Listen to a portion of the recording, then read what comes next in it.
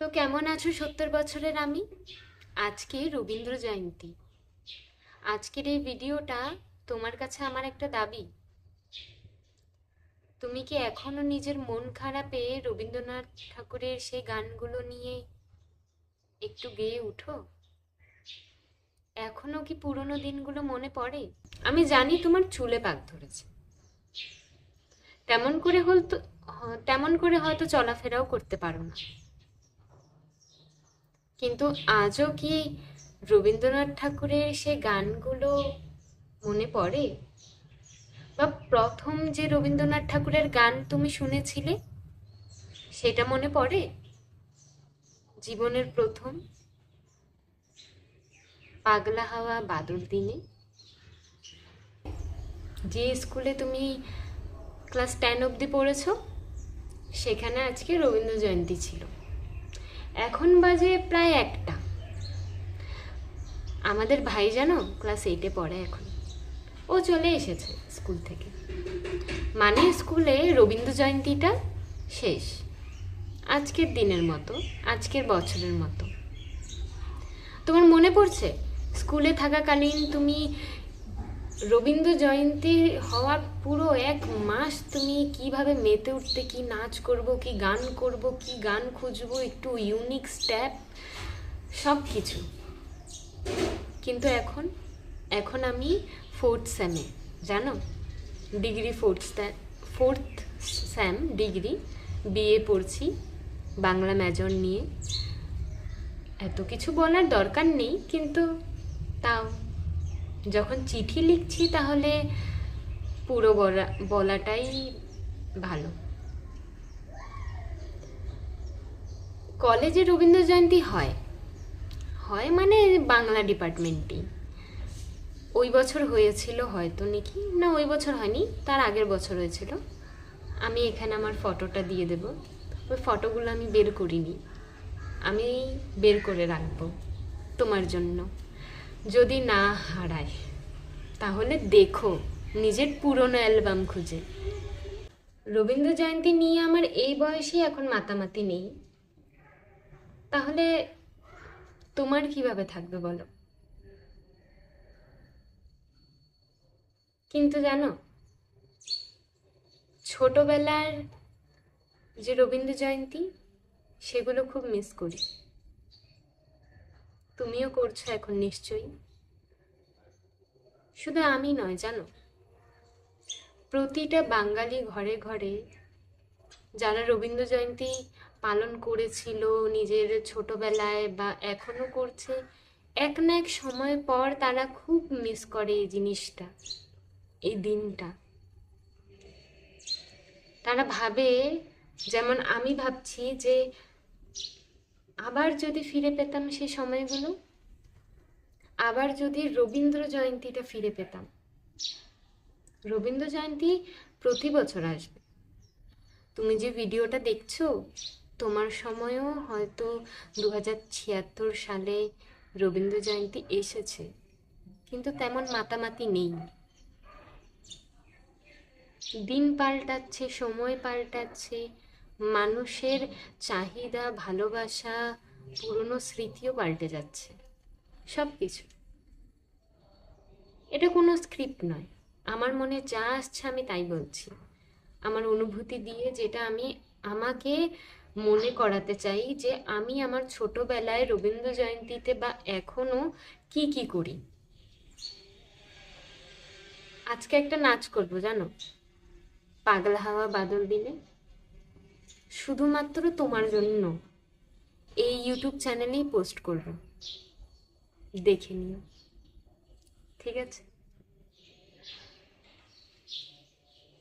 এই ফটোটা দেখতে পাচ্ছো? এই ফটোটা হয়তো আমার কাছ থেকে এখন হারিয়ে গেছে। এটা আমি বলবো না এটা আমার লাইফের ফার্স্ট রবীন্দ্র জয়ন্তী ছিল, কিন্তু এই যে সাজটা, এই যে পাগলা হাওয়া যে নাচের সাজ, এটা আমার জন্য, আমার জীবনের জন্য সবচাইতে অমূল্য ধন যেটাকে বলে। দিদা তোমাকে নিজের হাতে সাজিয়েছিল, দিদা তোমাকে স্টেপ দেখিয়েছিল, মনে আছে? পাগলা বাদল দিনে এরম ভাবে করো, এরম ভাবে করো, মানে একটু ব্যান্ড হয়ে করো, এমন ভাবে রবীন্দ্রসঙ্গীতে নাচ করে, এমন ভাবে করো, এমন ভাবে করে না, তেমন ভাবে করে না। কত মার খেয়েছো, বকা খেয়েছো, মনে পড়ছে? আজকে যদি দিদা থাকতো তাহলে নিশ্চয়ই ছোট্ট মোট্ট করে ঘরের মধ্যে করতাম। রবীন্দ্র জয়ন্তী আসলে যেমন একটা আনন্দ হয়, তেমন বুকটা ভারও হয়ে যায়। যার জন্য নাচ কি সেটা জানতে পেরেছিলাম, যার জন্য প্রথম রবীন্দ্র জয়ন্তী করেছিলাম ক্লাস 1 থেকে 5 অব্দি, কিন্তু তুমি একটাই গানে নেচেছিল, মনে আছে? পাগলা হওয়া বাদল দিন। আমি এই গানটার বিষয়ে বেশি করে বলছি কারণ এই গানটার সাথে তোমার জীবনের অনেক অনেক কি বলবো, ভাষা খুঁজে পাচ্ছি না, মানে মানে দিদার সাথে কাটানো সবচাইতে সুন্দর যে জীবন, সেটা এই গানটার সাথেই তোমার ছিল। কিছু হলো মনে পড়ছে? আচ্ছা, তারপর তোমার এটা মনে আছে যে প্রিয়াঙ্কা, তোমার রাধা, মানে যে তোমাকে কৃষ্ণ বলে ডাক, মানে তুমি স্কুলে খুবই কৃষ্ণ সাজতে, এই ফটোটা, তার সাথে যে তুমি ওই যে কি গানটা বলে যেন, ওরে গৃহবাসী গানটাতে নিয়েছিলে গ্রুপ ডান্স, আর ফার্স্ট প্রাইজ পেয়েছিলে, মনে আছে? প্রাইজগুলো এখনো আমি যত্ন করে আমার যে হল রুমটা আছে ওইখানে রেখেছি। একটা কথা বলি, প্রাইজগুলো কি এখনো তোমার কাছে আছে? সেই স্মৃতিগুলো যেগুলো একান্ত তোমার, সেগুলো আছে তোমার কাছে নাকি নেই?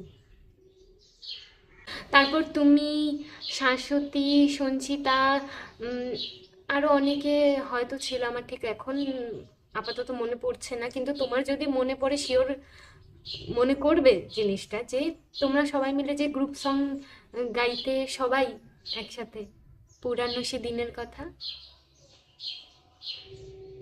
এই গানটার সাথে জানো, পুরানো সে দিনের কথা, এই গানটার সাথে সত্যি পুরানো সে দিনের কথা সত্যি পুরানো সে দিনের কথাগুলো মনে পড়েছে। এখন শুধুই প্রেম আর বিরহ খুঁজি গানে, কিন্তু তুমি তো 70টা বসন্ত পার করেছো, তুমি জানো সংগ্রাম কি, তাই না? তুমি জানো জীবনের সংগ্রামটা কি। রবীন্দ্রনাথ ঠাকুরের প্রেম, বিরহ, সংগ্রাম সব কিছু নিয়ে ওনার, তুমি তো সেই লড়াইটাই লড়ছো, তাই না?